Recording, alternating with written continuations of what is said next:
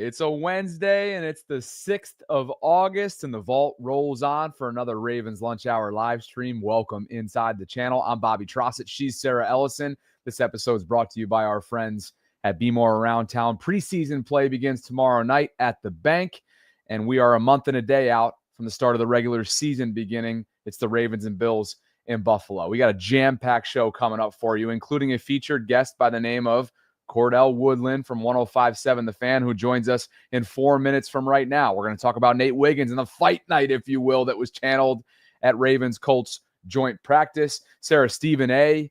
took direct aim at folks in a Lamar Jackson debate, and we think he was on the right end of that debate. There's a bunch of different quick hits. There's AFC North chatter when it comes to quarterback play. There's a key move being made in Cleveland and a lot more to get to, including all of this that we're about to learn from inside perspective from Cordell Woodland, who, of course, is the beat reporter for The Fan, coming up in a few minutes from right now. Partner, how are you? I'm good. I need you to do something for me because I forgot to do so. Sorry to do this live. How do I send a link to Cordell? He's asking for one right now. Okay. We will go over this post-show, and I will DM him right now. How about you that? Do it. Here, let me tell him that you're sending. And I will go through what Marlon Humphrey did to Nate Wiggins. So for those that don't already know, and I know you do, and Cordell will give us more information on this.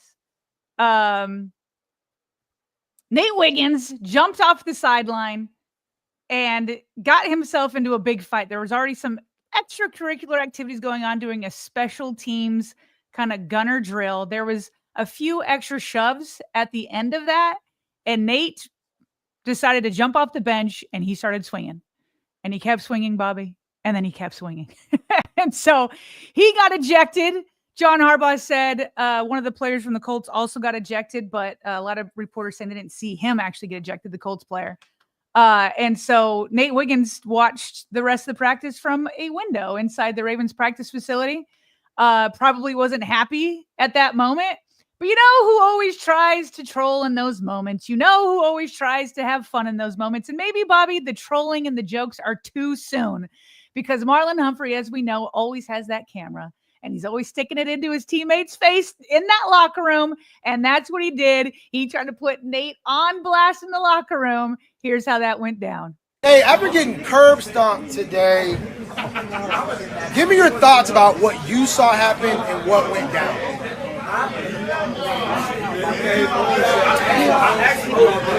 Kyle, what did you see? He's protecting his teammate with some haymakers. He's a good guy, though. We'll get you more information very soon. For the audio only crowd, when Marlon asks Nate, it was so funny. He's like, after the curb stomping, yeah. Like, is that what went down? Is a curb stomping? He was like, after the curb stomping went down, he's like, can you kind of give me your reaction? The audio only audience, you didn't hear Nate because Nate didn't talk. Nate just stared for a second at Marlon, and then Nate stared for a second at the camera, and Marlon Humphrey zooming in on a face that did not look like he was ready to joke about it just yet. He, especially publicly, he was not ready to joke about it. Kyle Hamilton tried to do his best to answer the question for him, but that was it. That's your teammate. That's Marlon Humphrey. Love him or hate him, he's always trying to make light of serious moments. Here's what John Harbaugh made of the actual moment that Nate Wiggins found himself involved in, or made himself involved in, probably is the better way to put it. It's like we want to play it like it's a game. So here's an opportunity to handle those situations like you're going to handle them in a game. And we did 99% of the time, but we didn't on that play. And it's like Shane and I were talking afterwards, and also Chris Ballard, we were both talking. It's always special teams. It always happens in these practices on special teams. And usually it's the gunners. The gunner vice drill, you can pretty much chalk it up and predict it that it's going to happen because it's one of those full field, really competitive drills. And, it happened. But it should be a learning experience opportunity for our team too. You don't have to throw a punch to get thrown in that game. If you go back at them, they may throw you out, and the officials threw both those guys out. So that's an opportunity for us to learn from. So there you have it, Sarah. John Harbaugh on the issue. Of course, he's going to take that. And here's some also clip that you found circulating online, originally from TikTok, correct? Yeah, from TikTok. Let's blow it up here a little bit. Listen, as we all know, let me just make sure this is PlayTK222 on TikTok. And if you've been to training camp, you know that fans are not allowed to have their phones out to record camp. So in other camps where fans are allowed to, you probably would get to see the entire sequence of what went down from beginning to end. But if anybody's been out there, you know those safe officials are hounding you. Like, they are staring right at the crowds. They're looking for any phone to come out. But it looks like PlayTK222 got it out a little bit. And, all you can see here that you don't see the beginning of it and the little shoving that got it out. You don't see Nate getting in there at first, but now you just see a whole scrum. Now here at the end, Bobby, you're going to see kind of towards the middle left of this group of players pulling out. You see that? Looks like they're pulling out Nate right there. Kind of pulling him out. Did you see that to the left right there? I did. Yeah, and so Ricard kind of was almost in the way of pulling him out. I can't tell who the teammate is that's doing that. So this is the aftermath of everything being caught on it. But kind of just to go back to what John Harbaugh said, listen, I love the fire. I love that Nate Wiggins is ready to step up, to go up against his anybody that's shoving against his teammates or anything like that. You love that fire. You love that he's unafraid. But John Harbaugh is correct. You want to play it like it's a game. You do not want to see flags. And I still say this, what I thought one of the things the Chiefs did well in that AFC Championship game was knowing how to get under the Ravens' skin, bring it up to the line, but they don't get called for it. They get the opposite team to get called for it. So it's not enough to just have fire. You got to be smart too and end up having it's a game within the game. You want the other team to be flagged, not you. Nate would make it easy to be flagged himself and hurt his own team. Teachable moment, right? Teachable moment for a young player, and somebody who had a vantage point of that clip that was caught by that TikToker is Cordell Woodland. Cordell covers all of Baltimore sports for 105.7 The Fan. He has his own show, Shaking It Up Sports, and now he's kind of bridging the gap. He's a broadcaster and also putting on his reporting hat these days, getting a lot of good upward trajectory type content in the Twitter space, and people really seem to be taking kindly to it, and that includes us. So you went ahead and booked him, Sarah, for us. I've had him on my program many times before, and now we welcome him in here. Cordell, you've been a busy man these days, dude, and literally today you've already done at least one hit because I heard the tease on The Fan. I'm pretty sure you've been on multiple creator space podcasts in the last couple of days. So needless to say, thanks for carving out some time, dude. How you doing? Yeah, I appreciate it, man. Thanks for having me. I mean, it's just that time of year. Everybody's starving for football. So I'm one of them. So, I mean, I kind of expect it to kind of go this way. Cordell, you are quickly becoming everybody's favorite follow on Twitter. Certainly mine. I've tried to retweet you a few times here because of your post-practice recaps. I think they are absolutely phenomenal. So I just wanted to say thank you for those of us that can't be there. I feel like whenever camp ends, I come straight to your Twitter account, and I feel like I've got a pretty good idea of what just went down. So appreciate you. And as you kind of in addition to the fight, I guess we'll get to the fight first. What did you see? And then from there, we'll get to the other highlights. Yeah, I mean, first, appreciate the kind words for sure. There's a lot of good people that cover the team as well that kind of push me to try to do better each time I'm out there and put as much quality information as I can out to the people. So definitely appreciate that. With the fight, first, I was kind of surprised it took as long as it did, because usually with these joint practices, that's kind of what you have your antennas up for, is to see when's the first fight going to happen and how many of them are there going to be. There wasn't really many fights yesterday. That was easily the biggest one. There was one other one in the same special teams drill that got put out before it even started. I thought both sides did a good job of handling the emotions. And, it's tough when this is the first time you're seeing somebody in a different jersey. The emotions always have. Football is such a physical sport and everything. These dudes are tired of hitting their own guys. They're ready to hit somebody else. And you can hear some talking, and it doesn't take much. But it started in the punt drill. I think it was Tyler Goodson for the Colts. He ends up getting into it with Keon Martin, DB for the Ravens. And both of them like exchanged a jab, and out of nowhere, Nate Wiggins comes running in from the sideline. He throws a punch. At the same time, he's catching a punch while he's coming in. And then from there, I mean, both sides empty the sidelines, and it's just chaos for all of maybe 10 seconds. And these things are always like over romanticized, I feel like, because a lot of these fights are over before they really begin. And that was kind of the case with this one. There were a couple of punches thrown.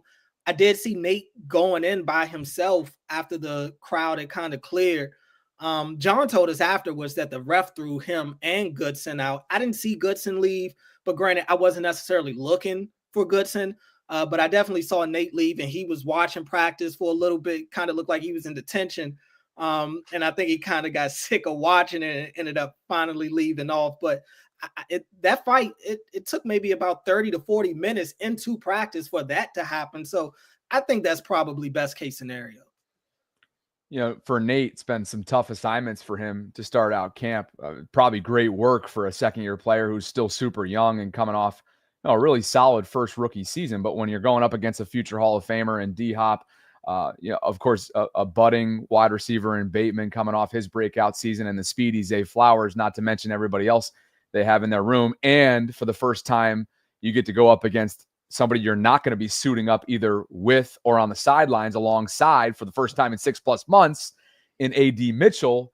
He gave him, based on what I've read, some work as well. So do you think that this fight kind of, in a sense, has overshadowed what's been an actually really good, productive, and impactful camp for Nate so far? Because I think there's been some overreaction online about, man, oh, he's on the wrong side of this play. Oh, he's on the wrong side of that play. But a lot of this is kind of iron sharpens iron for this time of year, right? Yeah, definitely. I mean, the fight is, everybody's going to talk about that because everybody loves to see that type of stuff. And it's the most recent thing. And yeah, I don't think the Ravens media team has necessarily done Nate Wiggins a justice in the clips that they put up. It does seem like he's a part of all of them. I actually think he's been having a solid camp. And he had the benefit last year of Brandon Stevens being out there, and he was kind of the guy that opposing quarterbacks picked on all year, really. And right now, their secondary is so good to where you got to find somebody to throw the ball against. And it's only but so many times you want to throw the ball near 23 over there on the outside. It's only so many times you're going to want to throw it to Marlon in the middle of the field where you also have the safeties helping him as well. So, yeah, I mean, by default, sometimes Nate ends up being the guy that gets a lot of work out there, and he's made a lot of good plays. He's had a couple of interceptions. He's given up some plays. I mean, let's not forget the guy throwing the ball on the other side is a 2-time MVP as well, and they've got some good receivers over there too. So it is iron sharpening iron. And as a DB, first of all, that's the toughest position to play, I think, in the NFL. All the rules are made against you. You can't do anything. And then you combine that with this being a practice setting where they don't really want a lot of physicality anyway. You can kind of get hurt. You can hurt people as a DB by continuously trying to make a play on the ball or trying to play the receiver the way that you would in a game. So some of that is DBs pulling up, kind of understanding, all right, I'm in position. If this is a game, sure, maybe I'm going out there and I'm more on top of the receiver than I am right now. So it's a lot of that. That's why I always try to talk people down about their feelings on training camp and these practices, because it's very scripted. There are a lot of rules that are in place that we don't necessarily get to know about. So what you see isn't always what you're actually seeing, if that makes sense. Hey, Cordell, yesterday Lamar Jackson was at the podium. He said he felt like the offense is right where it should be, right where it needs to be. What did you see from him, and specifically the passing offense in this kind of first action against another team? Yeah, I watched the Ravens offense for the first half of practice, and then on the back end where they basically did a team scrimmage in a 2-minute drill type of setting. The first and second teams went against each other. Lamar had an up and down day. I thought he started off really well. The offense in general started out well in one-on-ones, and that's a receiver-driven drill anyway. But then you get in a team, and he had, in my opinion, the play of the day, which was the crossbody pass to Rashad Bateman as he's rolling to his right. He throws back across the middle and hits Bateman. That play would end up getting him in trouble later on as he tries it again in the scrimmage portion in a 2-minute drill, and he got picked off. And that's kind of how it was. He had a couple of good plays to Charlie Kolar as well in the team sessions. That was really one of Charlie Kolar's best days yesterday, which was encouraging because it was against another defense. He threw, like I mentioned, he threw the pick in the team drill. So it was an up and down day. And that's kind of how the offense has been in camp. I mean, they are going up against a really good defense too. And there's been some days where that offense hasn't looked good, Lamar included. But then there are days where Lamar is looking like Lamar. And I tell people Lamar's a gamer. He's not really a practice guy. If you're coming to practice and you're expecting to get MVP Lamar Jackson, more times than not, that's not what you're going to get. He's acknowledged it at the podium. He's trying different things. He's throwing to different guys. He's throwing in spots that maybe he wouldn't throw at in the game. This is the time to kind of get that stuff down packed. He's still building that rapport with D-Hop as well. So a lot of trial and error right now. But I thought it was an up and down day for him yesterday. If I'm Lamar, I'm singularly focused on, get my work in between now and the 7th, but get myself healthy and sustaining health between now and that rematch of the Bills game. Cordell, how much is Mike Green popping so far? Because it was your clip that got everybody fired up a week or two ago when he pancaked Zaire, the undrafted tight end. Yeah, I mean, he's been really good. Every time they put the pads on, he's one of the stars of the show. And it was the case yesterday too, which was really encouraging. And now I'm to the point with Mike Green where I want to see it in the games. I've seen him win his reps early in the play, beating guys off the line. I've seen him use some of his moves to beat guys as well. I've seen him use that motor to continue to work through guys even when he doesn't win initially in the rep. And now I want to see him get the quarterback down. I want to see him finish those tackles for losses in the backfield that when I'm watching these reps in practice, I would estimate that he would, but tackling these NFL players is easier said than done. And obviously led the nation in sacks last year. So, he can do it, but this is a different level. So I'm excited to watch him tomorrow night to see him finally not have to pull up when he gets to the quarterback in the backfield. I'm sure he's looking forward to that as well. Cordell, about the offensive line, I feel like I hear so many various, views of the offensive line. Some days it feels like they're coming together. Sometimes they don't. Specifically, what are you seeing from the two guard spots? And do you feel like, based off what you've seen, should Ben Cleveland, is it like John Harbaugh said the other day that Ben Cleveland's far behind? I mean, that Voorhees is in the lead. Ben's had some good days or whatever. Do you think John is making the correct decision and analysis saying Voorhees is easily in the lead? And then just overall that guard position, how do you feel about it? Yeah, I mean, I do. I think both of those you're going to probably get sporadic play at times individually. I think as a unit, they do benefit from having really good guys on each side of them. So as a unit with the first team offensive line, I don't have many concerns about that other than depth. Like, they can't afford many injuries. And we've seen the last 2 seasons, the Ravens have liked to, at portions last year, but definitely 2 years ago with Morgan Moses and Stanley dealing with injuries, they had the luxury of being able to rotate tackles in on different series. They don't have that luxury right now. They don't have a lot of depth on the O-line. So they're going to need these guys to stay upright. But with Faalele, I think overall he's fine. You're still going to get some blooper reel type of reps sometimes from him just because he's not the most fine-tuned blocker. He's not the most fundamentally sound guy at times, especially when fatigue sets in. He can get lazy. He can start to lean on guys. His base can get a little weak. He can start to lunge a little bit and play too high. So, yeah, I mean, you're going to see some of that. Thankfully, you have Lamar and Derrick Henry behind him who can kind of make up for that. I'm not saying you want to rely on it, but they can do that. With Voorhees, he's a little more of a concern just because he's thought to be better than Faalele, but he's the one that lost his job last year, not Faalele. And even when Voorhees came back and was healthy, he didn't get his job back. And I've seen times from him in practice where it's up and down. And he's got talent. He's a big guy. And John said he feels like Voorhees has been the most consistent one in practice. That's the key.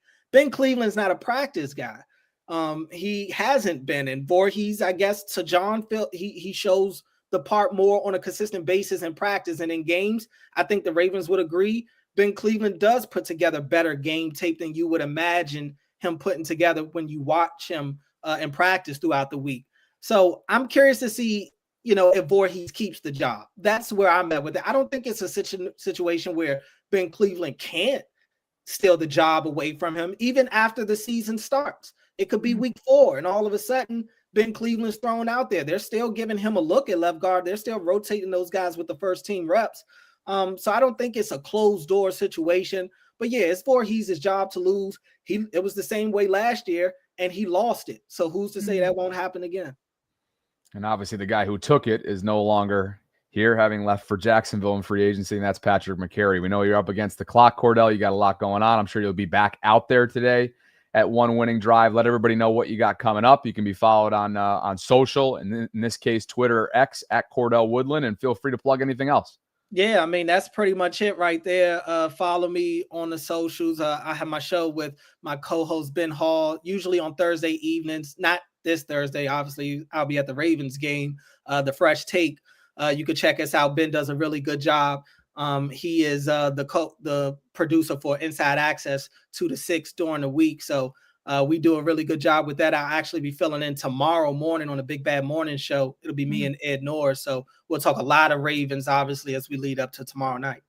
Dude, that's a quick turnaround tomorrow too. I remember the morning hours in radio, man. You were getting after it, and was Shaking It Up Sports rebranded just before we let you go to the that was my solo show. So now I have a co-host now with Ben Hall, and I mean, doing it solo was great, but it's a challenge. It's a challenge at times. So Ben, he's really a good counterpart, somebody that really helps balance out the show. He's very knowledgeable as well. So I think you still get that same type of feel that you were getting with Shaking It Up Sports. Heck yeah. Happy for you, man. Keep crushing it. We'll link to your Twitter and that specific URL in the live chat, and have a great day today, man. Thanks for the time. Yeah, thank you guys. Thank you, Cordell. Yeah. Cordell Woodland. Nice enough to spend some time with us, Sarah. I'm dropping it in right now as promised. Not a better Twitter follower right now. There's not anybody better. Jeff is up there, obviously, probably right there, but right now, not a better Twitter follow than getting his post-practice updates. The account's hot. The account's hot, and he's putting in the work. And I'll just reiterate what I said a minute ago, having been in radio and been out there at times and tried to live like both lives. You wear multiple hats, right?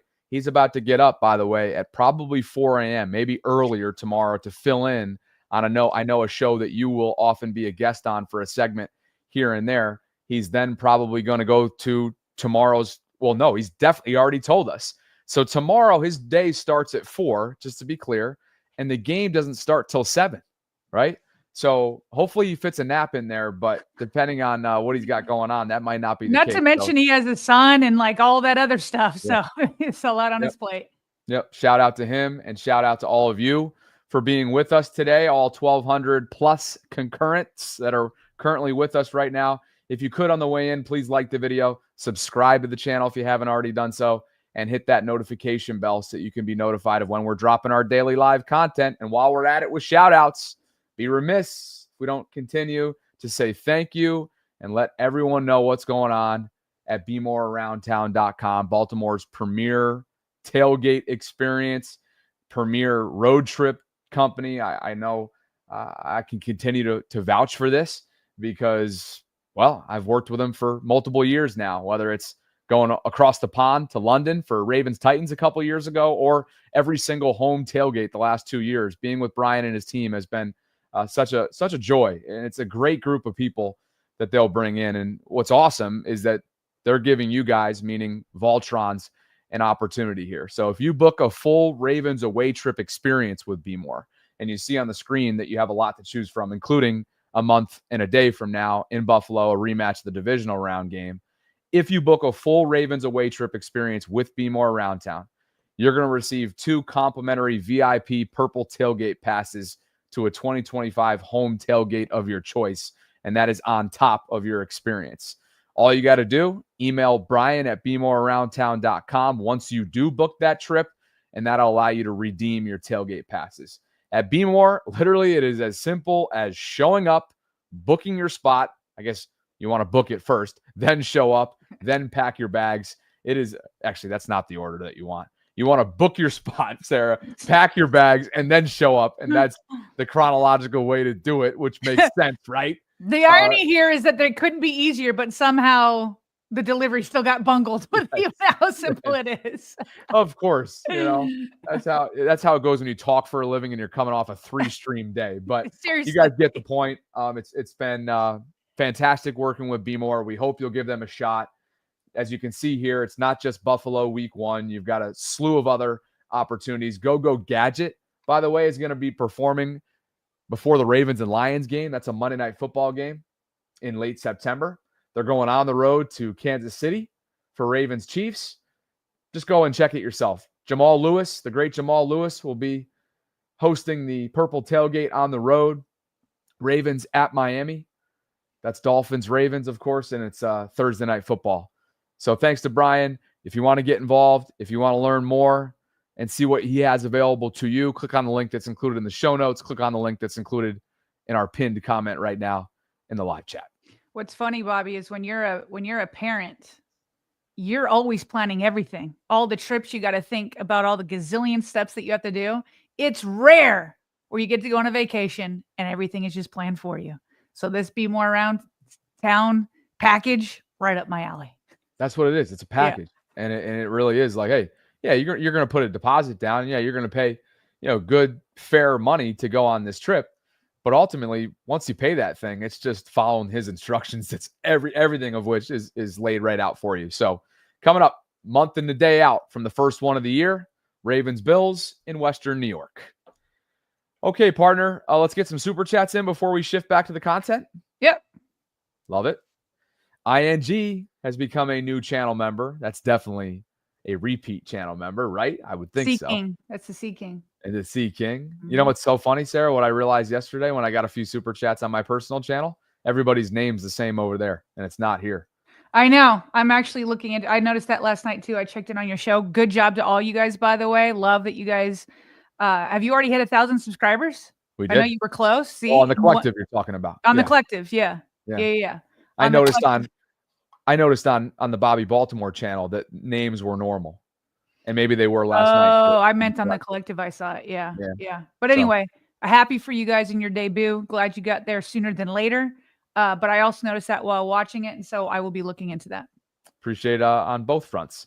Douglas H. Brown Sr. is here, and he says DHBS Senior, meaning DHB Seniors in the house. Thanks for all the shout outs, Sarah and Bobby. I love being a part of this family of Voltrons. We love having you as part of the community, Douglas. And on top of that, as he does just about every single day, he has gifted 5 channel memberships, 5 new Voltrons. Eric has gifted a membership. Thanks for being here, Eric. And God King in the house as well has matched that gift. That brings us, thank you both, guys. That brings us to Lewis, Sarah, with a super chat.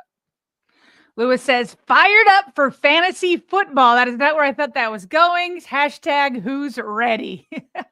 Thanks, Lewis. We know you are. You've been on it, man. You were one of the first to send us a photo with the new Vault gear. And by the way, did anybody notice while we're on that topic? Did anybody notice my golf haul came in? How about the Under Armour white polo, baby? That looks clean, to be honest with you. That looks good. Did you notice I wore the written version of the Vault last night, and then today we get the wheel? I did not notice that, but I will be getting that for my husband for sure. And since Gardner's playing golf now, he's going to have that too. Definitely. Yeah. Definitely. And I still got to chat with Gardy too, don't I, about the apparel line, which I'm looking forward to. But very comfy. Right, kind of love it. Good fit. Excited about it, and excited about these gifts that continue to come in. Douglas has gifted an additional Voltron channel membership. Asmodeus, who's celebrating 5 months of channel membership, that goes back to March. He's been there with us from the jump. So thank you, Richard. And he says, Cordell Woodland doing the Lord's work. Thank you for keeping us well informed on the practices. We both co-signed that. Wildlife Wale, Sarah, celebrating 3 months of channel membership. He says, let's go. Hashtag, double hashtags, Voltrons with a gazillion exclamation points. Fired up today. Raves in the house. He wanted Cordell to talk about John Harbaugh not giving Ben Cleveland a chance. Of course. And he did talk about that. Yes, he did. Yep. A little bit there towards the end. And I thought it was interesting. Like, didn't refer to him as a practice player, but then also noted, as we know, Ben's performed well in games in the small sample size that he's had the opportunity to. Wildlife is back with a $20 super chat and taking up on that PHP grind. He says, I got that PHP fever. $20 for 20 wins, 20-0. Let's freaking go, Ravens. Wildlife Wale, appreciate you. WLW. Sod Blitz 34-45 for you. Madden 26 OL strength rating, offensive line strength rating is number 1 for tied at 97 STR. Oh, is that the 97? Okay. So 4 people are tied with the 97 strength level at number 1. Okay. Then Jordan Mulatto of Philadelphia, Penei Sewell. Yep. Penei Sewell of Detroit. T. Smith. Is it Tyson Smith? Tyron, I think. Tyron, and then Andrew Voorhees for Baltimore. Interesting. Well, can't say Madden's always been correct. Always leave it to Sod, though, to give us these rankings. And thank list you, them Sod. Yep. Gary Coleman. Been MIA for a minute, but it's still all love to the vault. Shout out to Cordell for the updates. Can't wait to watch the rookies tomorrow with my eye emoji. Thank you, Gary. And enjoy that. Does that mean you're going to be out there? You're going to go to the bank for family night? If so, enjoy it, Gary. And Rave is back for one more, Sarah. Says Cordell trying not to get kicked. How he explained the offensive line. Rave, man. This guy I think Cordell's just calling it how he sees it. Call me crazy. I think Rave is hell-bent on somehow weaving Ben Cleveland into this discussion at all times, which I kind of do respect, I got to tell you.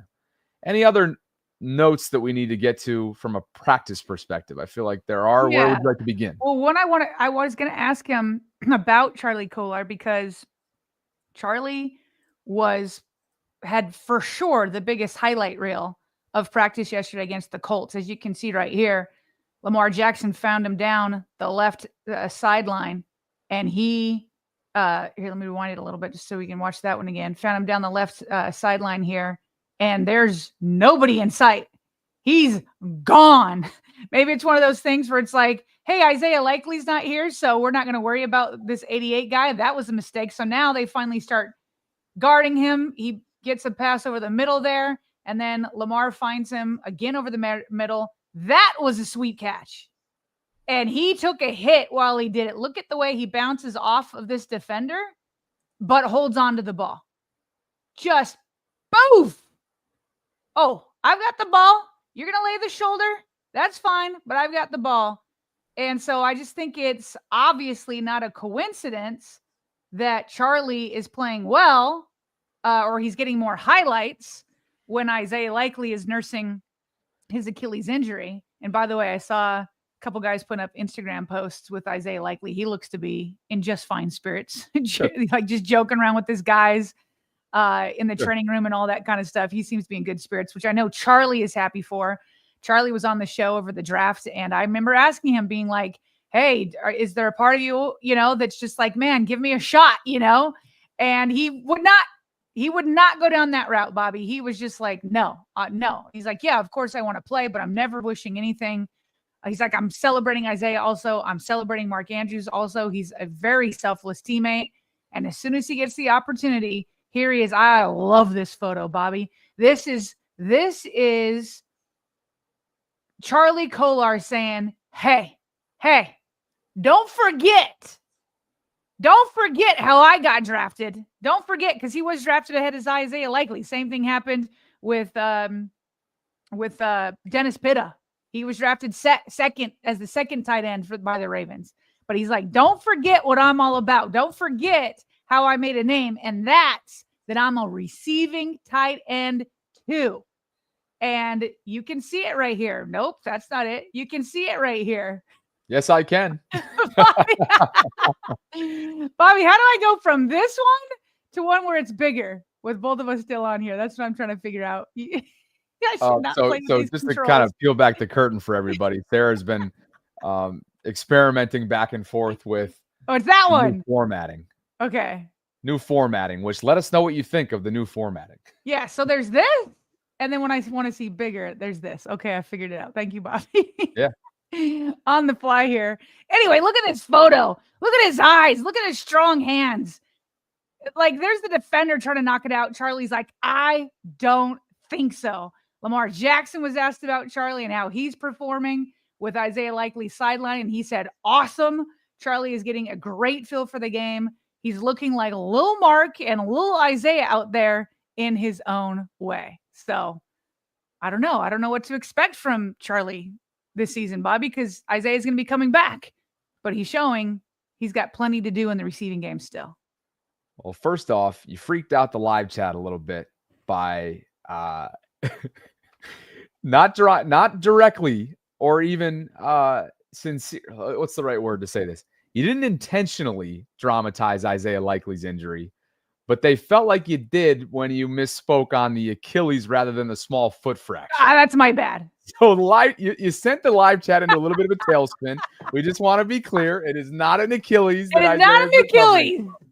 Okay, it was a small fracture in his foot. Small fracture in his foot. Let me just tell you where my mind was at. I was trying to figure out how to move in between these two layouts, Bobby. And so I think I was multitasking and obviously said the wrong injury. My bad, chat. My bad. It is all good. I just wanted to calm their nerves a little bit because you sent them into Mars, and Wildlife Wale is right. Mark Andrews was drafted after Hayden Hurst. So this has happened a couple times in recent years. That's right. If you think about that, going back to 2018. So Wildlife Wale, good context there. Likely was second, Andrews was second, and Pitta was second. Yeah, Dennis Pitta. So I got a few thoughts on this.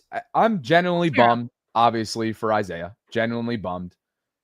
Happy for him that it's nothing that's catastrophic and that he'll be back at some point this season, hopefully in the opening month, and if not, in early October. Maybe even earlier than that. Who knows? Week 1 seems like a long shot.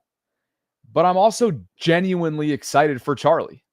You just referenced that interview that we had a chance to do with him on draft weekend. Mm-hmm. And I don't know if there's a more selfless player on this entire team than Charlie. Straight up. You know, as evidenced by this photo that you threw in our slides, he's 6'6", 267. I mean, this is a big body player who may not be the quickest, fastest dude ever, but he can moss you. And he's got high football IQ. And oh, by the way, he's shown flashes of his explosiveness, albeit a really small sample size over his first few years in the league. But all you got to do, Sarah, is go back and refresh yourself on his college tape. This dude lit it up at Iowa State. I mean, look at the numbers. I'll go ahead and screen share just in case you guys needed a reminder of what he did. Yeah, it's college, but this dude was a pass-catching tight end at Iowa State. He put up over 750 receiving yards his senior year, 62 receptions, 6 touchdowns. He had 7 touchdowns in his sophomore and junior seasons, respectively, with 697 receiving yards and 591 receiving yards, respectively, in those 2 seasons. So this is a player that, yeah, he's gotten, I guess, labeled as a blocking tight end, but I think a lot of that has to do with simply where he was drafted to, which in Baltimore, it's an embarrassment of riches at his position. So I'm excited for him. This means a lot to him, I would think, even though it's always awkward when it comes in a way that it's a terrible setback for his teammate and somebody that he's clearly friends with. Mm-hmm. We saw him take a stand for Mark Andrews the other day. I mean, this is a tightly knit group that's all jockeying for target shares. And I just wanted to say, I think that obviously Mark Andrews will still be the guy, but I'm really hoping that for Charlie's sake and his future, he gets an opportunity to put some good reps on film over the course of the first month. Yeah, just a couple things to add to that. Number one, where we're thinking that Charlie's a blocking TD tight end, he actually became that. He developed that out of necessity, right? Because of Isaiah Likely and Mark Andrews there. And so it's like, hey, we need a third guy that's going to block more. And so he's like, all right, well, I'll do it. That's number one. Number two, one of the reasons why he fell behind Isaiah Likely is because he had on his rookie year an injury. I think he was dealing with the groin, something like that. And so he was out a little bit, and that gave Isaiah more of an opportunity. I mean, and Isaiah deserved it. Look at what Isaiah's become. I've been calling for Isaiah to become tight end 1. He's certainly capable of it. I feel like he's the next guy to get paid. And I still think that's true despite this injury. And at the same time, it's like, what can we expect from Charlie when, maybe Isaiah Likely with the best case scenario could be back week 1. Okay. Let's say he's not back exactly that time. Say he's back week 1 to practice, but he still needs time, right? I can't imagine Isaiah Likely will be 100% in the first quarter of the season. Okay. And so if that's the case, is it, Charlie Kolar, gets a lot more opportunities like we saw yesterday against the Colts? Something tells me, Bobby, that last year when he finished with only 13 catches for 131 yards and 1 touchdown, it's going to be more than that, okay? Isaiah Likely, I also think he could have more, even despite the injury, just because we know who he is at this point. But it's just like, you still have Mark Andrews with 673 yards. I mean, there's literally 3 guys on this tight end roster that I legitimately trust. Big moments, I would still want to see Isaiah Likely in there because I know what he can do. I know what we've seen big moments when the game is on the line. I'm still calling Isaiah Likely as long as he's healthy. But outside of that, these are 3 tight ends who can all be there for Lamar. Hey, just to give you some answers on what you had remembered about some early setbacks for Charlie earlier on in his career, like rookie year that kind of derailed him early. It was sports hernia. And then remember last year when we learned through, I think, Mark Andrews' interview on Rich Eisen or McAfee, or I think it was on the McAfee show, Charlie, there was some friendly fire, and the brute that is Derrick Henry, remember, broke his forearm. Charlie Kolar was on the wrong side of Derrick Henry coming in with a head full of steam, and he broke his forearm, or maybe it was a dislocation, but I think it was a broken forearm, and he did return for the postseason. So this dude's tough as nails, but just to kind of give some context to what you were alluding to, it was sports hernia his rookie year, which opened the door for Isaiah, and that door was shut. He opened it up and then shut it with the way that he really kind of burst onto the scene. And then after that, most recently, it was a broken forearm. It's crazy. It's crazy how injuries dictate so much, right? Yeah. It's like Isaiah got an opportunity because of injury, and now Charlie Kolar's getting an opportunity out of injury. You don't relish that for your teammates, but then you do what you can with the moment that's presented to you. No doubt. No doubt. Appreciate you guys for being with us on this Wednesday. If you could, on the way in, like the video, subscribe, hit that notification bell. We got some other practice notes, Sarah, I think that we should probably get to before our next content piece. Did you have anything that you wanted to specifically? No, sorry. My son's talking to me through my window. I'm trying to tell him to text me. You're good. You want to check in on him and I can talk about Tyler? No, I just told him to text me. He can text me. All right. Yeah. Do you have loop updates? Yeah, we do. We do. Thanks to the beat community that have been out there. And we had a chance to chat with Jeff about this last night on the collective. But here's Jameson's totals, which matches up with what others in the beat community have shared from yesterday. And rookie kicker Tyler Loop went 7 of 7 in the joint practice. He hit from 28, 33, 38, 41, 44, and 55. So don't look now, but Tyler Loop starting to stack like we referenced earlier this week. The pads have come on, Sarah, and he appears to have answered the bell. 33 is the lone kicker in the room. John Hoyland was cut, the undrafted rookie out of Wyoming earlier this week. So it's Tyler's job to lose. We've known that all along. That's what happens when you spend a day 3 pick in the 6th round on a kicker. It's still early. Maybe the roller coaster will start roller coasting again, but he's stacking, Sarah, right now. And that's obviously a positive sign for him, the entire special teams unit. He is stacking. He is for sure stacking. He's been perfect since they cut Hoyland. And so the next hurdle in front of him is Thursday night. That's it. What is he going to do in a preseason game? If he balls out in these 3 preseason games, the way he's been doing since he's become the only kicker on the roster, then you're going to feel even more confident going into the regular season. And then the next hurdle will be against the Bills up in Buffalo. So he's done everything he can up to this point since he became the only kicker on this roster. Yep.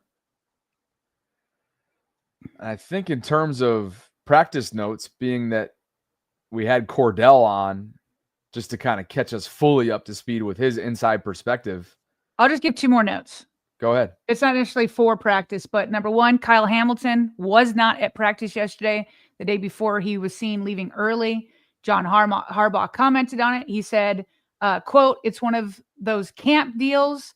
It's just hold them out of this one and try not to make anything more of a problem than it needs to be." So far, Bobby, would you agree that when John Harbaugh has called something a camp deal, those players have been back? Zay Flowers, Rashad Bateman, was it Jalen Armour-Davis? Yeah, yep. Jalen Armour-Davis, few of those guys. And then when Isaiah Likely was hurt, he was like, okay, yeah, that's going to be a couple weeks. We got to get him MRI. And then once they had the MRI, he said, yeah, what the reports are out there for the timeline is correct. So far, John Harbaugh has led us. And I will say this in general. I feel like generally John Harbaugh, what he says at the podium is like 90% true. It turns out to pan out the way he says, but it's that 10% that we all remember. It's the 10% that we all remember that hurts. And so hopefully he keeps his streak of this training camp practice alive.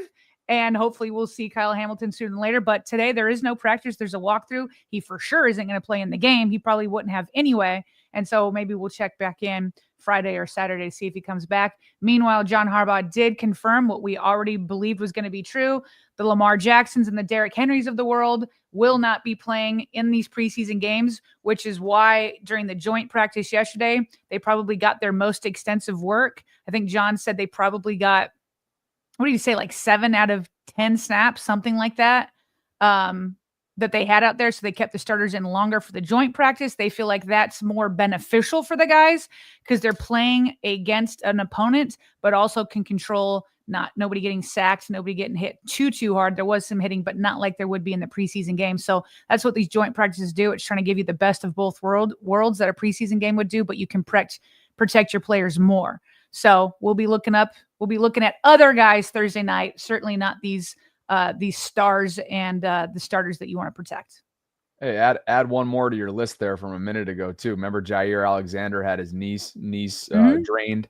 John Harbaugh was transparent about that. So yeah, to your point, been pretty fair throughout the early going here in terms of health, injury situations, so on and so forth. We're getting more to football content in our next topic in just a second. Let's get caught up to speed on Super Chats and gifts. Bauer Power 4 is celebrating 5 months of channel membership, and he writes, back at it again. Let's go. Great to have you back, Bauer Power. And Eric is back as well, Sarah.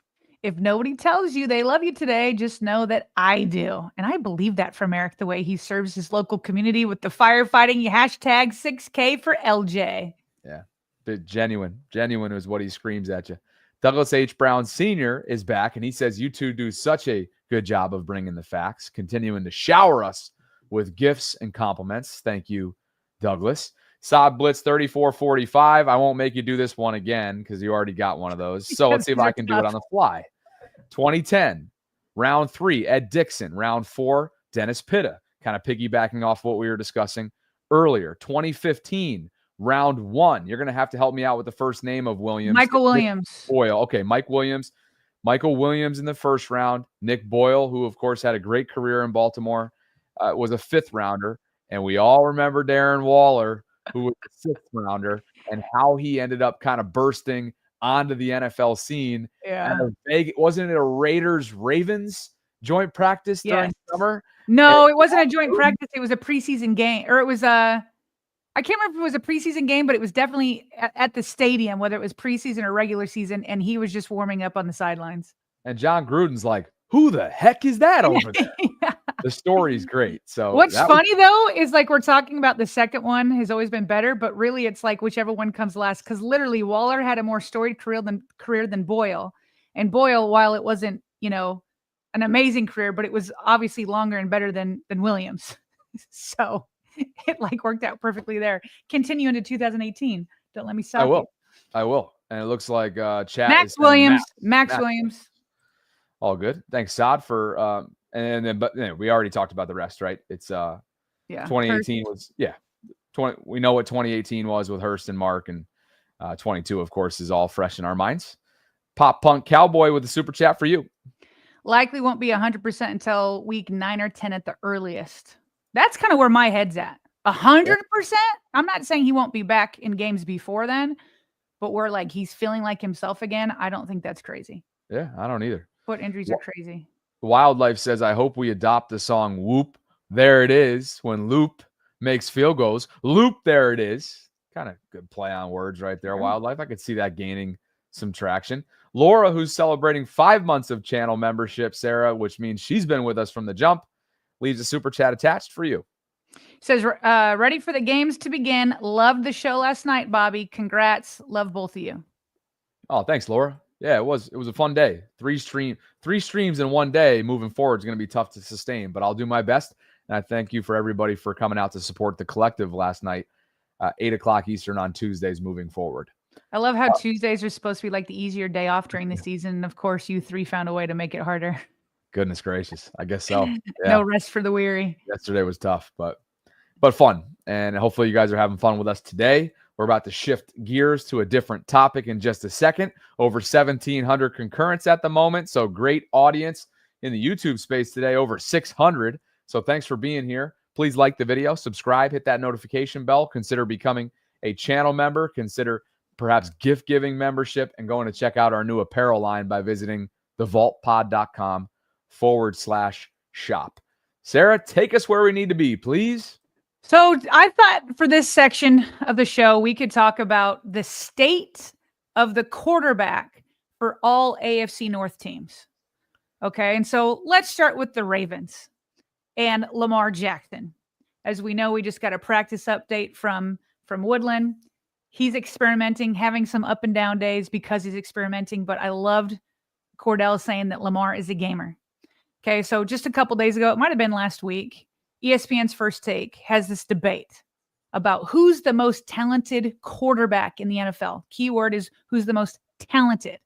Okay. Now I'll start off with what Mike Tannenbaum says, former GM.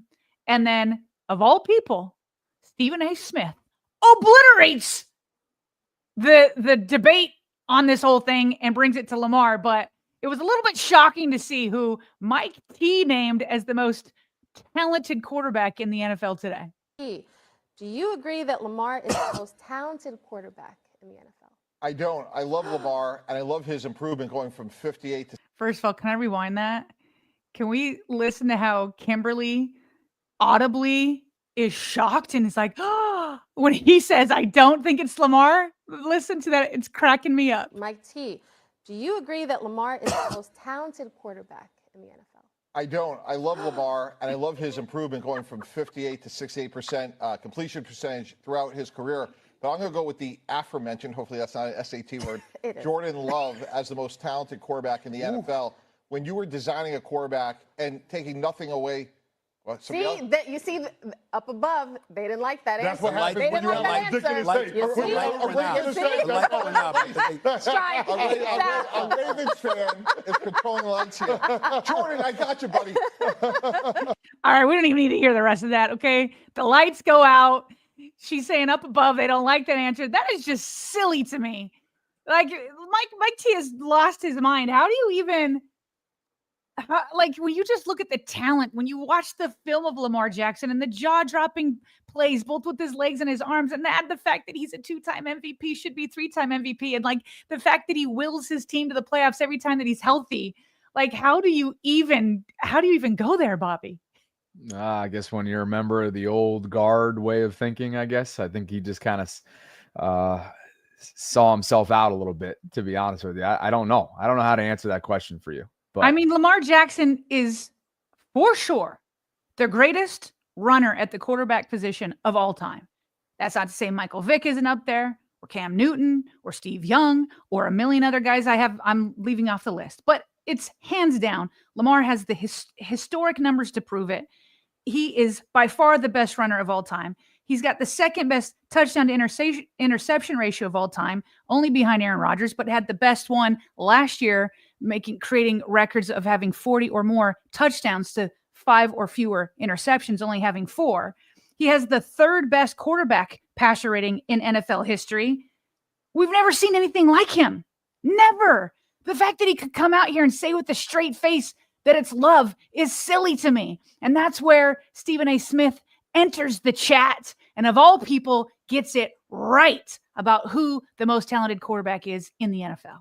Talking specifically as a thrower of the football, I do not think he's the best. But to answer this question, the most talented quarterback in the National Football League, considering all the components that come with playing the quarterback position, there is no question that there has never been a talent, an all-around talent at the quarterback position that equals Lamar Jackson. He is without question the best when it comes to all of those components that come with playing the quarterback position today.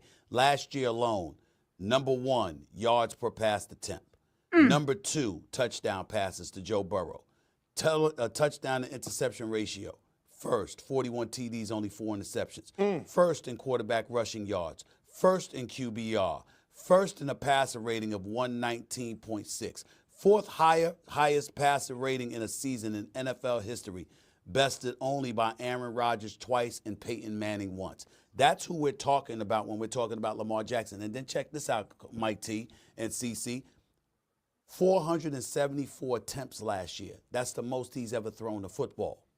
He rushed only 8.2% of the time. It was really 7.5 if you didn't count kneel downs. And so he's running less. He's throwing a football more, yet his effectiveness is still there. The only thing that we have to and we can't escape is that in the end, he's 0-3 against Mahomes and Josh Allen in the postseason, 1-5 against Patrick Mahomes' lifetime, including the playoffs. That's what we can't escape, and that's what's holding back the undeniable praise that Lamar Jackson deserves. The undeniable praise. Go ahead, Bobby. Hey, Sarah, you think the Ravens got their money's worth? Yeah. You know I know you know the reference. I know you know that reference. I do know the reference because he and Shannon Sharp at I think like 3 games in after he signed his second contract, they were like, yeah, are the Ravens getting their money's worth? And he said no. He said no, which is why it's so surprising that he's finally come all this way. Although I'll tell you what, you can't get on the Stephen A bandwagon for too long, because you know the minute Lamar Jackson gives them even an excuse to criticize him again, they will. They will. But no doubt, listen, I said this the other day. I honestly believe that we're going to continue to evolve at the quarterback position. And whether it's a decade from now or when, I don't know when the timing is going to be, but we're then to start analyzing quarterbacks to see how complete they are.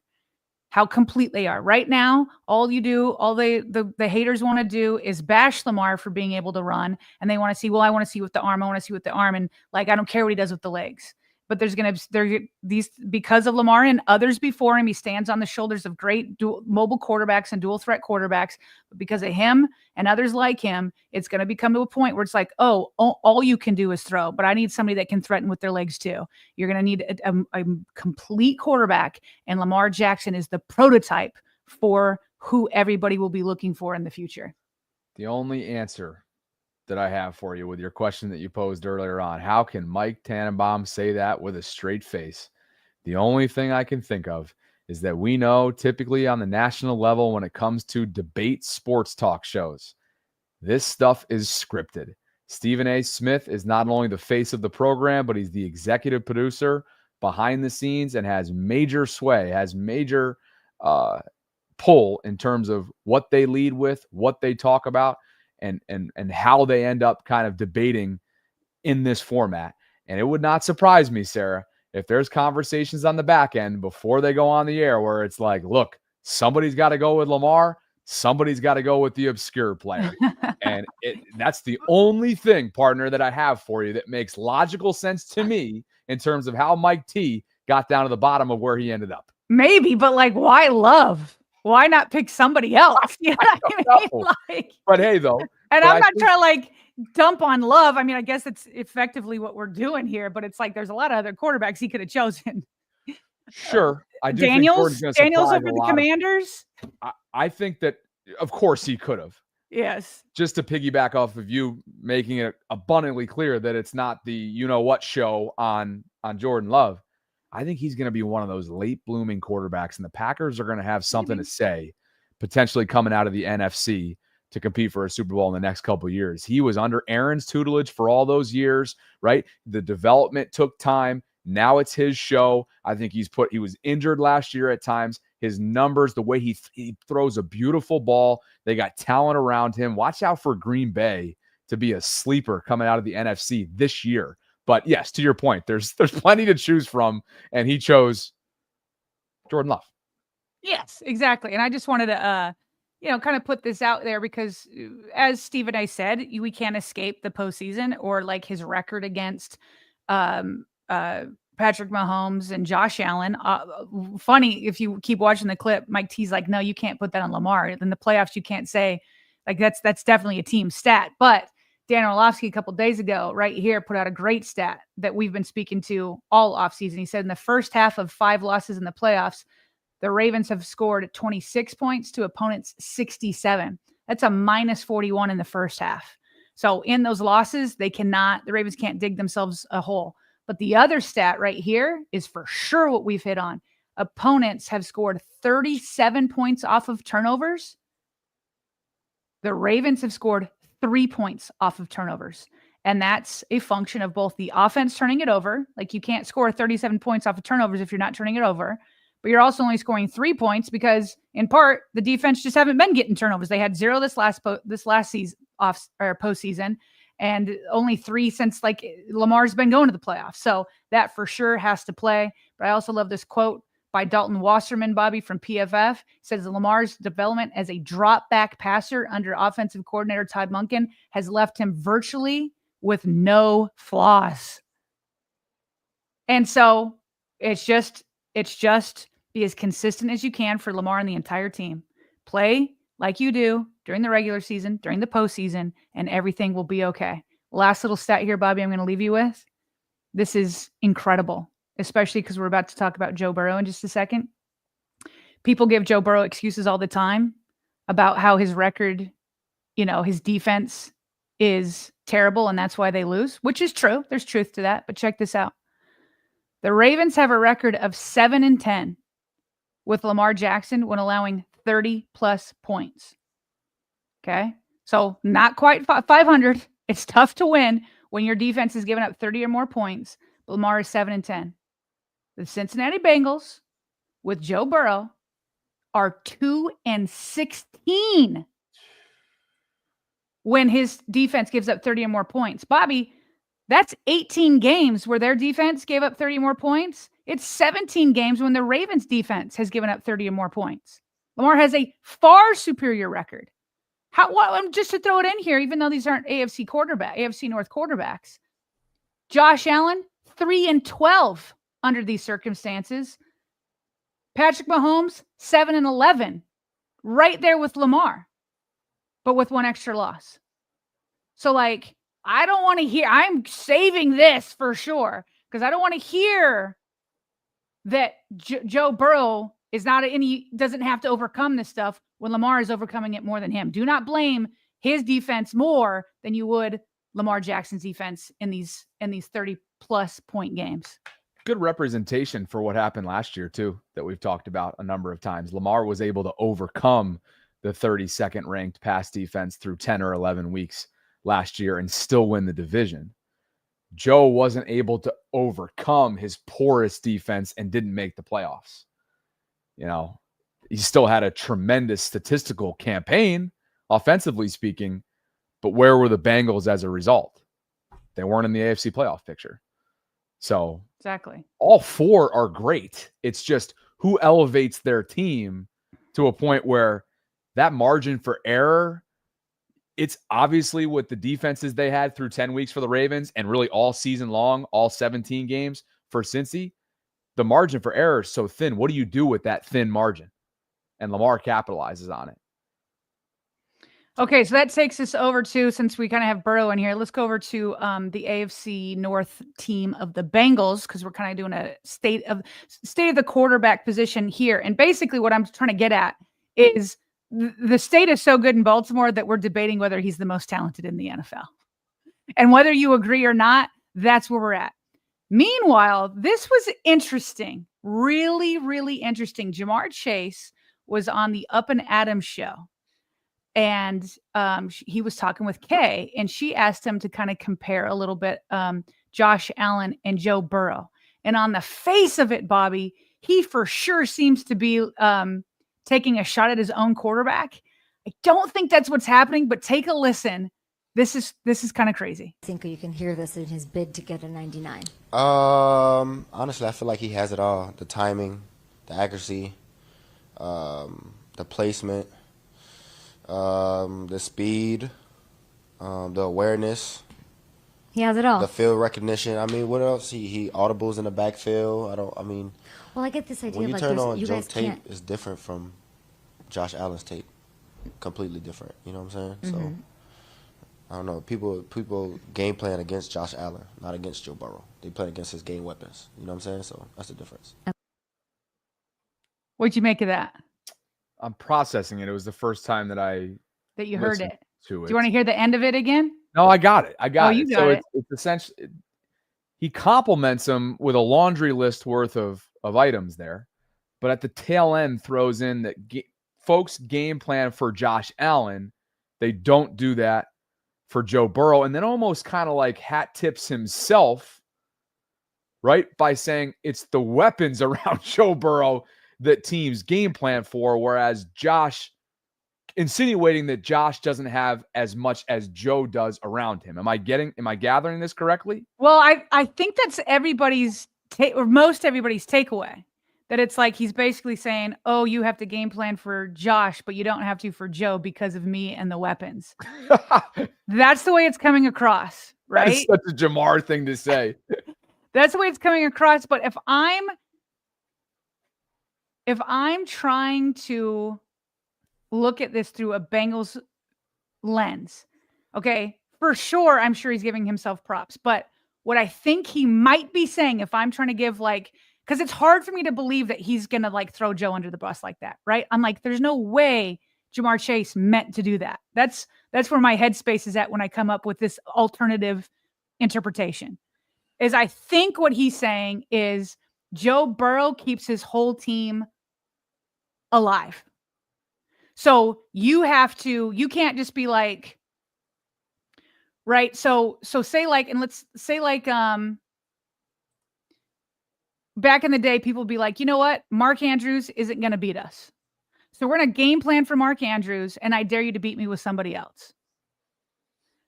And so nowadays, you can't do that because then you have Isaiah Likely, you have Zay Flowers, you have Derrick Henry, you have Rashad Bateman, right? You can't say, oh, okay, I'm going to take away Mark Andrews, and now somebody else beat me, and Isaiah would be like, bet.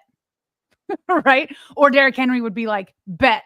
Go game plan for Mark Andrews and leave me free. Don't worry about me.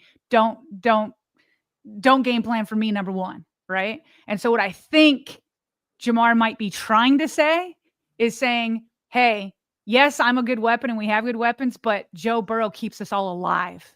And I think what he's trying to do is say what people used to say about Lamar. You take away his legs and you take away everything. All you got to do is game plan for his legs because he can't do anything else. And so I think what he's saying is if you can take Josh out, A, he doesn't have the weapons that we have, but B, he doesn't keep the whole field live. Does that make sense? Sort of. Yeah. In my mind, it was a little bit simpler than that, but I think it might be. It might be just that he's throwing his quarterback under the bus, but I have a hard time believing that that's what he was trying to do. Oh, no, not. Yeah. I don't think so at all. First of all, when it comes to Jamar Chase, the guy's obviously a talker. He's earned the right to talk, particularly against the Ravens, as we all know, and that secondary. I think it's as simple as, He thinks a lot of himself. I think he's patting himself and and the rest of that supporting cast around Joe Burrow on the back. I really do. I think it's as simple as that. And also a compliment to Josh, but I think it's more about the supporting cast, what he feels like he means, and he and his wide receiver room mean to the Cincinnati's offense. And he's got a lot of ground to stand on, to be quite honest. So yeah. That might be we kind of get back to the same. I mean, we kind of get back to the same road there, Sarah, with the way that you just described it. But yeah. I mean, he for sure he's giving himself a compliment either way. Definitely for sure. Yeah. I just wonder with the way he was saying, but you don't have to game plan for Joe, but you do have to for Josh. That's the part where he didn't need to go there. I don't feel like. It probably didn't come off his tongue the way that he wanted it to. Right. Which is why I'm trying to give him another interpretation. I got you. I got you. Yeah. Okay, now why don't you take us over to Cleveland?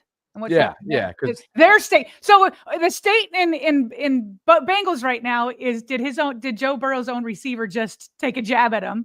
The state in Baltimore is Lamar Jackson the most talented quarterback in the NFL, and now we're going down to another state which is very low in Cleveland. there is no state. it's just constant dysfunction. Is that a state? Maybe it is. Shedeur Sanders is starting. This was just confirmed. Mary Kay Cabot's report earlier this morning by Kevin Stefanski, head coach of Cleveland, that Shedeur will start in the Browns preseason opener against the Carolina Panthers. He's going to get first team reps today in their joint practice. And Sarah, with 6 total quarterbacks under contract right now, and the need to rest Joe Flacco because they clearly view him as their projected week 1 starter, with their rookie, Dylan Gabriel, down and out right now with a hamstring, with Kenny Pickett down with a hamstring as well, at least, and they're probably just being careful, I would think, with both of those players, with Deshaun Watson not being healthy, and with Tyler Snoop Huntley literally just signed off the street. Of course, you know Snoop, he's going to come in prepared and ready to go. He still feels he'll like play. Yeah, maybe he can play this. Yeah, it sounds like that's going to be the case, that maybe they each get a half or something like that. But more importantly, based on the social media sphere, it's been lit up since Shedeur Sanders got the opportunity now to go prove himself and others right and wrong. And both people, I mean, everybody has an opinion on Shedeur Sanders. He's going to have a chance to do that, at least for a certain percentage of this upcoming game, barring something changing between now and then, Sarah. So that's what's going on in Cleveland. There are 6 different quarterbacks under contract, and their day 3 pick, Shedeur Sanders, gets his first opportunity in the bright lights. Just complete chaos. Louis Riddick of ESPN blasting the Browns because he doesn't feel like the Browns are setting Shedeur up for success. I'm afraid he's going to get on the field in preseason games without a lot of practice reps, and then they're going to ask him to perform these heroic tasks in order to prove that he's worthy of being a starter when he hasn't had enough reps to really get comfortable. That's the kind of battle he's dealing with right now. I know. I've seen it. Dom, you've seen it. We've been in these camps. We know how that goes. Yeah. You don't get enough reps. They play a whole half of a game, and then all of a sudden coaches are going, why are you making that mistake? Why aren't you making that check? Why are you doing that technique? Well, damn, coach, I never was in there in practice. You never even talked to me during practice. But now you expect me to know. That's what they're going to that's what they're going to expect of him. But if anyone can get it done, it's this kid, because he's been trained the right way. But I'm telling you, he is ice skating uphill. He just is. And every time you hear this organization talk, you get that feel. Go ahead. He is ice skating uphill. Now, listen, if we want to give, I don't know, some grace to the Browns, is they were probably banking on Kenny Pickett. They were probably, you know what I mean? They weren't expecting Kenny Pickett and Dylan Gabriel to go down, and they obviously aren't going to put their 40-year-old quarterback out there. So, I get why they got to this point, but I think it needs to be, as you analyze how Shedeur plays in their preseason game, you have to remember he just hasn't had a lot of snaps. Whether it's understandable that the Browns did that or not, that context needs to be there. I hope for his sake he gets a healthy percentage of this upcoming preseason game, because Snoop was just signed. Yes, it's his second stint with Cleveland, but to be quite honest with you, Sarah, since he left Baltimore, he hasn't put a lot of good film on tape. I think you know who Tyler Huntley is at this point. He can be a serviceable backup, but he's not going to, as we all watched during the Lamar years of him going down, he's not going to be a needle mover for you at the quarterback position. You don't know about Shedeur Sanders. He fell for, I'm sure, a multitude of reasons back in April, but you don't know what he's going to be at the NFL level. So you got to go find out so you can make decisions throughout this upcoming season, because I can't imagine, Sarah, in a world where Joe Flacco channels what he did for this same exact Cleveland team several years ago and brought them to the playoffs when they were going nowhere fast after Deshaun Watson was injured. I can't imagine that Joe Flacco at 40 years old is coming back into this organization and playing all 17 games. So you got to figure out what you have in 12, and maybe they'll have a chance to do that depending on how much they give him look-wise in this first preseason game. I'm sure Joe thinks he could play all 17. Joe's not and you trying know to hear what? that. and I hope I hope Joe does. I hope Joe goes and does it. But if I'm a betting man, I'm not going to stick my neck out there for that one.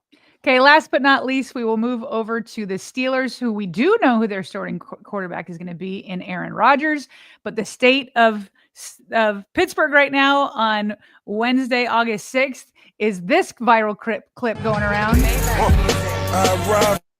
rid of that music. Sorry. I was trying to do it quickly because I came in with it. Hey, let me rewind this here. All right. So this is just, they're like, hey, here's our super slow and unathletic 40-year-old quarterback. Bobby Joe looks better than this at 40 years old. Let's see. He's not moving the smoothest. No, he is not. Unk still got it. That's funny. Oh, man. Listen, nobody expects Aaron Rodgers to be a mobile, scrambling quarterback. That is not what he does. He's going to have to get the ball out extremely quickly. He has the football mind to do that. A lot of what will make him good is what he does before the snap and how he puts everybody in the correct position and the decisions he makes. But I will continue to say what I've been saying since before they signed him, and we knew that they were all going to sign him. And then when he did sign him, and then when we saw his first throw, which was an interception to Patrick Queen in practice, then seeing him move like this, slow as molasses, I'm still not scared of Aaron Rodgers. Well, they're going to have to protect him, and they're going to have to protect him early and often. Obviously, quickness has never been a calling card of his. I do want to pull this one up in fairness. One of his biggest haters gave him a big compliment. That's Ryan Clark. And he said, hey, I can confirm Aaron Rodgers can still really throw the football. It's crazy in person. And it gave him flashbacks to the 2010-2011 Super Bowl. I think the Packers beat the Steelers in that game, right? I think that might have been, because I think what Ryan's alluding to here is that he was in that game. Would I be correct on that? Maybe you can Google that for me. Yeah, I don't remember. I give you a thought on this. But yeah, Aaron's agility does not scare you. And if his offensive line in front of him is not stout and does not protect him, things could go south quickly. I've never shied away from that. I know I'm getting dragged right now. That's your man. That's my boy. Yeah, that's my boy.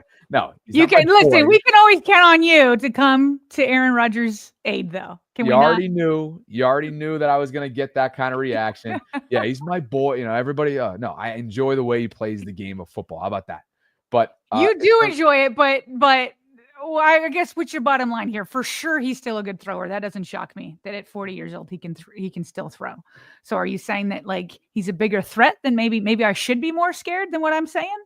Or no, I'm saying if he's protected, then he's going to be throwing dots. Okay, yeah. That's true. That's true. Yeah. I don't know the state of the offensive line for the Steelers, but it's not like they were out of this world last year. Look, if you're going to get to the quarter, if you're going to show speed and power and you're going to disrupt like we know Baltimore's defensive line is capable of, then they are going to wreak havoc on him in the 2 times a year they play him, because he can't move that well, as you just saw by that cone drill. Yeah. And that's no surprise. He's only 2 years. September will literally mark 2 years removed from the Achilles tear. So it's just a matter of what's this offensive line going to be? Mm-hmm. What kind of fountain of youth mobility can he sip from once you get into game speed? This is one clip from training camp. Didn't look great, but one clip from training camp. Mm-hmm. And then what will his pass catchers do for him? Because he's got a lot of talent out there on paper. He's gonna be better than the clip we just showed for sure. And I still give respect to the Steelers just as a team as a whole. I feel like the Ravens and Steelers are probably still going to play each other tight because that's what this rivalry is. And you know, they haven't had a legit quarterback since Ben Roethlisberger retired, and yet since that time, it's still been, you know, a back and forth, black and blue bloodbath almost every single time. So I still expect the games to be close. I just think that, you know, I think anybody that might be thinking he's like a savior or anything like that, I'm not seeing that so far out of Aaron Rodgers. Good place to stick a pin in it. Get caught up on some super chats, quick hits, and get out of here. Yes, sir. All right, let's sneak in some quick hits. I only threw this in not because the Ravens are going to be playing the Vikings the first few weeks, but just to kind of follow Minnesota storylines, being that the Ravens will play the Vikings at their place. later on in the season. And one of their studs, I should say, Jordan Addison, wide receiver, has been suspended by the league for the first 3 games for violating the league's substance of abuse policy. So he's missing games against Chicago, Atlanta, and Cincinnati, but just something to be on the lookout for as we get ready for different opponents that the Ravens will be facing this upcoming season. Some sports media stuff. You brought this one in from Schefter and the ESPN and NFL continued partnership. Yeah, this is crazy. So ESPN is basically acquiring the NFL Network, just like acquiring it. That will give the NFL Network a 10% equity stake in ESPN. And as Mike Florio of PFT pointed out, he's like, just remember that the NFL has 10% equity now in ESPN, and could that influence coverage? Okay. So, but that's crazy. ESPN just buying the NFL Network. So, there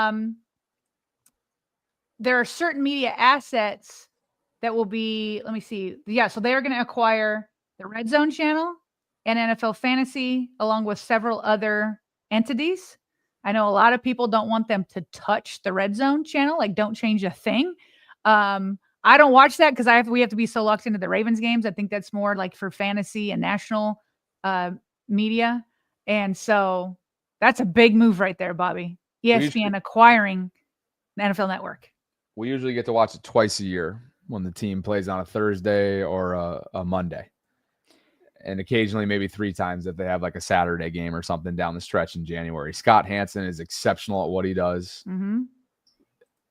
Based on his tweets, nothing's changing for him in his workflow. So everybody can breathe a sigh of relief if you've been worried about, some of the purchases here and whether or not talent and show adjustments will have changes and whatnot. Scott Hansen is the best in the business. So looks like nothing's going to change based on what he tweeted. That's good.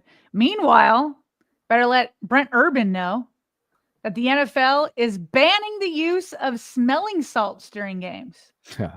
They said the products aren't proven to be safe and could also mask signs of concussion. So that league memo went out to teams on Tuesday. The ban comes as a result of the FDA warnings that were issued in 2024. So, right? It's Brent Urban that would smell those salts a lot? Oh, yeah. He's an absolute savage. Yeah. We're going to have to get his reaction on such breaking news. And then I thought this was interesting. Devontae Adams was talking about Travis Hunter on the pivot, and he was asked, can Travis Hunter play both ways? And he's like, no, I don't even think it's possible. He's like, he got into the details. He's like, it's not because I don't think he could do it for like a game or a season or a couple of seasons. He's like, but why would you like put all that mileage on you and like shrink your career longevity? He's like, the more you're out there, the more susceptible you are to sustaining injuries. And he's like, this is already 100% injury rate league. He's like, and so he's just going to have it more often. But this is why I'm talking about it. He says, once you get out there playing both sides, now you have to tackle. You got to tackle Derrick Henry with that frame. Yeah. Derrick Henry, kind of like the poster child of, you sure you want to do this, Travis Hunter? Because you got to put your life on the line, your body on the line when this man is coming through. You better believe it. Just ask Charlie, like we referenced earlier on in the show. Yeah, I mean, exactly. Just watch yourself when he's coming through. Family night, the bank, 7:00 tomorrow. Preseason kicks off. It's Ravens and Colts. Looks like there's going to be a young in-stadium host by the name of Dylan. There's going to be a kids Poe hat giveaway, which is exciting. Let me go big screen so I can give you some of the tidbits here. 16 and under, first 15,000 fans get their hands on that hat. Adam Jones is going into the Orioles Hall of Fame. He's going to be the legend of the game, so some good Baltimore sports crossover there. Parking lots open up at 2:30. Ravens walk in the Miller Lite Gatehouse is 4. And the gates to the bank itself open at 5. And, of course, happy birthday to Edgar, Allen, and Poe as well. It's coming up tomorrow night. And we know thanks to Greg, Mr. Chief will be bringing himself and 3 of his friends. So thanks to everybody for the ticket giveaway opportunity. And I thought there was somebody else that was trying to give away tickets as well. We may have an email in there, so we may have to take a look at that coming up. And you have a couple videos before we jump and finish up quick hits and then super chats, patrons, and out. This is just funny. The coverage of the practice at the stadium, somebody at home, one of the fans at home, like zoomed into Linderbaum and being like, this dude is huge. And he's always been big, but he looks massive there, Bobby. I need to know, did he put on some weight this offseason? Does he always look that massive? Yeah, I think or is it so. just is it because he's standing next to 18 and 43 here? No, yeah, maybe the latter. I mean, Justice Hill, obviously 43 is not the biggest dude ever, but maybe it might be that kind of country tough haircut. Oh, and then he spits right there. The haircut. It might have something to do with that military haircut. 64 is farm with tough, baby. I mean, that's Mr. Iowa right there. He's looking like a beast. Anyway, that clip was kind of going viral. Yeah. Here's another one. This is from Cordell Woodland, who was just on the show. If you missed it, go back and listen to our interview with him. He's fantastic at giving us details inside of camp, but he also caught a video from this vantage point when Nnamdi Madubuike was at the podium yesterday. Jair Alexander interrupted with a question of his own. The other day, you asked Jair Alexander for an autograph. Can you tell everybody what you did with it? And why? No. I asked Jair for an autograph, and he was a kind man. He signed it for me, and I appreciate it. And I have it in my locker right now. Oh, you have it in your locker? Yeah. Gotcha. Yeah. It's not even, he's just always goofy. He's just like, the answer wasn't even like very notable. It's just the fact that Jair feels so comfortable in Baltimore. In, how long has it been since he signed? I mean, this is his first training camp. It's been going for 2 weeks. And he's like, you know what? I'm enough of a dog, and I've already made enough of an impression that I'm going to go ahead and interrupt a media press conference and just be funny. You know what I mean? Like, that's something people do after they've been around the team for at least a year, if not more, to feel this comfortable. So he just is all over the place and making people smile wherever he goes. Nnamdi just couldn't even get words out. He was laughing and giggly so much. Tez the Great checking in back to Super Chat says, hey, y'all linked C. Wood in the vault. Let's go. That's right. Cordell Woodland joined us earlier on in the program, and we appreciate him for popping on. God King, Sarah, for you. So this is off topic, but with Shador, look at God. Might be one of his phrases. Not sure. Clarify that for us, will you?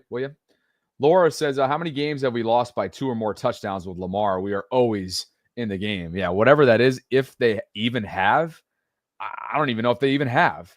When we were talking with Warren Sharp about the one score games and how the Ravens need to have a better record, they're below 500 in 1 score games, but they're not in 1 score games very often. And we compared those numbers to other top quarterbacks. It's not often.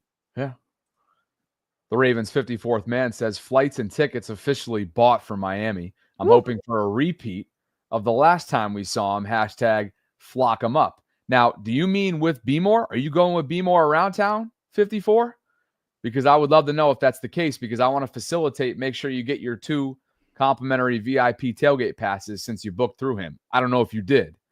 Regardless, I hope to see you there because I'm going to be popping over from St. Pete, I think, that weekend. Sarah, that's my tentative plan. And Jamal Lewis, by the way, is going to be hosting the tailgate for B-More around town, Ravens and Dolphins, which is exciting whenever he gets out there. Park Heights Profit, Sarah, people were a little bit worried because it was over an hour into the show and nobody had seen his daily super chat of $20 and the attached orange banner, but he's right here. He says, I'm late, but PHP checking in. Thanks for the shout out, Whale. And as far as Mike T and Ryan Clark last week, I assume the drugs in Bristol are completely uncut and fresh off the boat because it's madness. Football in 30 hours, hashtag 20-0. My man was late, but he came fully prepared for arrival. Appreciate you, PHP. And speaking of Ryan Clark, because you asked me to look it up, it was the Steelers against the Packers in that Super Bowl. And Ryan Clark was indeed on that roster. And the Packers obviously won that 31-25. Thanks for checking my memory bank. C King says Josh Allen will have a lucrative career as a Michelin star pastry chef after football. He's already a GOAT at making turnovers. So saith I, the C King. He did clean up that category last year, which was in large part due to, well, himself and how clean the operation was. But I think that was probably what maybe put him over the edge, Sarah, for sort of leaning into that. Like everybody wanted it, the narrative, right? The feel good type of story. And the fact that he went from double-digit turnovers to what, like 6 or 7 last year, something like that, I'm sure aided that group that were voting for him for other reasons than maybe they should have. There you go. And one final one, and it's addressed to me. So God King says, Bobby, I hate it when you say Shador fell for a multitude of reasons when all he did was be the most accurate quarterback in college football history. Well, was he the one that shared us that stat that one time, right? The accuracy stat from Shador Sanders. Yeah. Yeah, that must have been God Probably, King. or I'm assuming it was.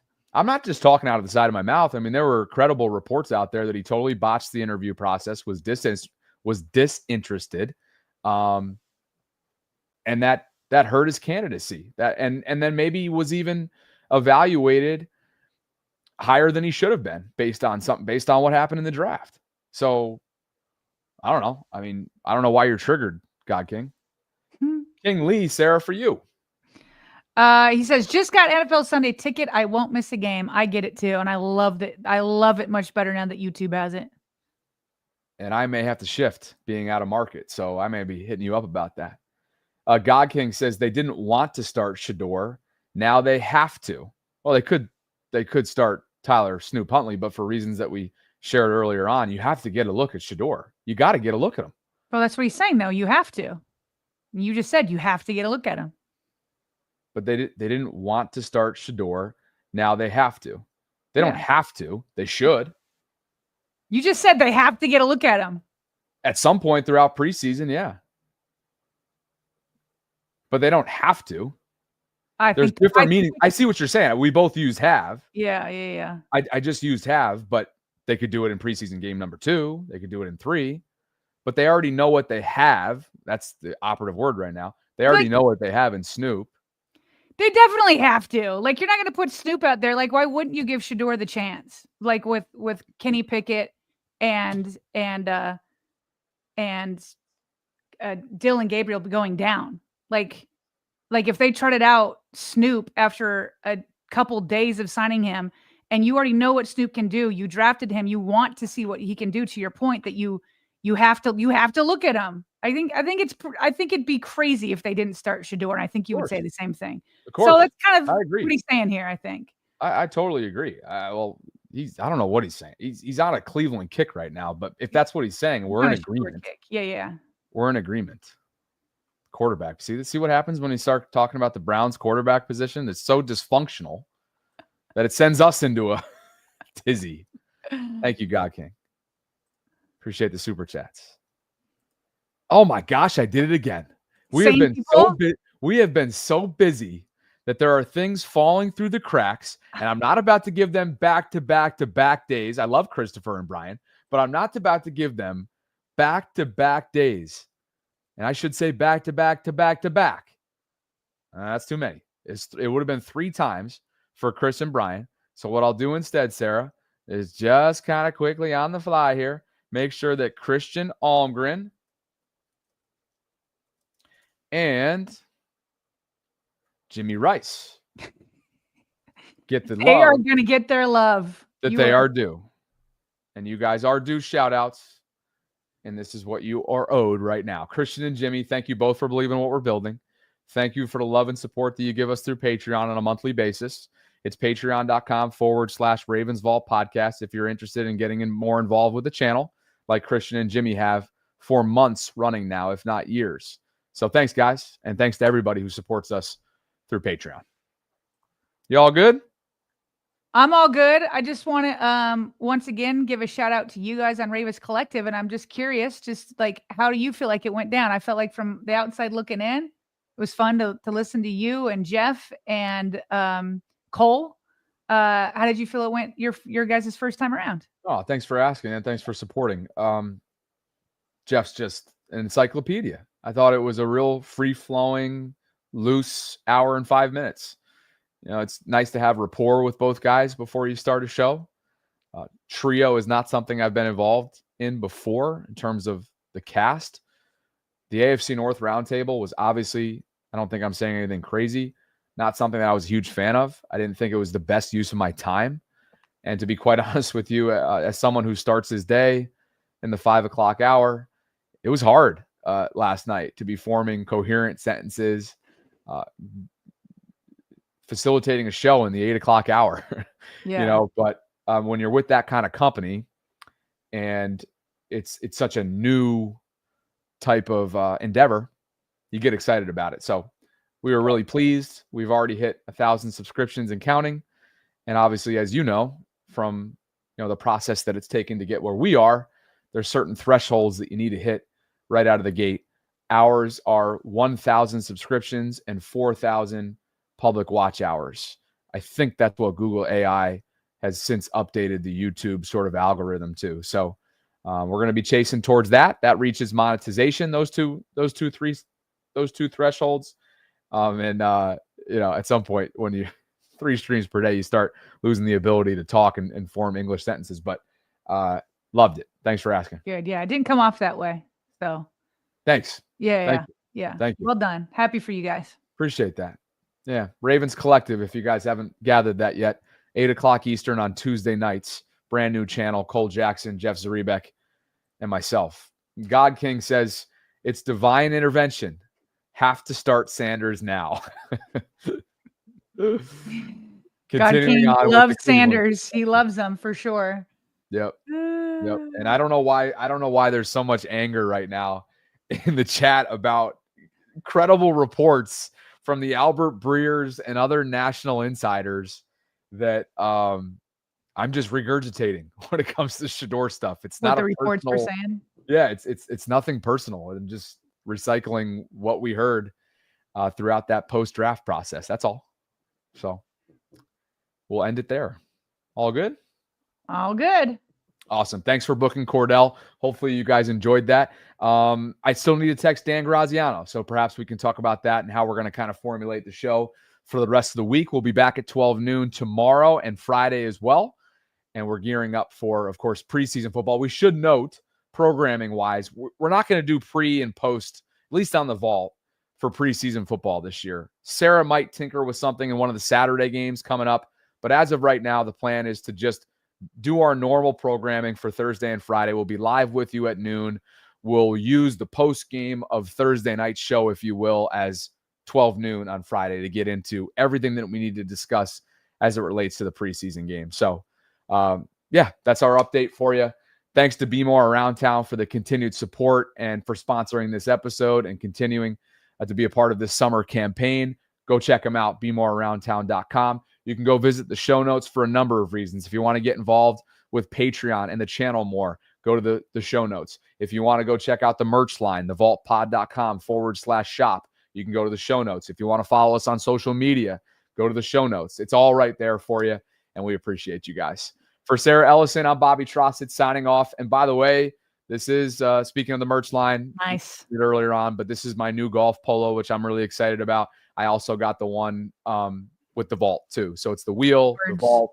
There's a ton of different options. I just gave two friends of mine in the gym this morning their tank tops that came in. So everybody's getting involved in our merch line, and we're truly grateful. So for Sarah, I'm Bobby signing off from this Wednesday show. We'll catch up with you in well under 23 hours from right now. And as always, Voltrons, thanks for spending some time with us. Talk to you soon.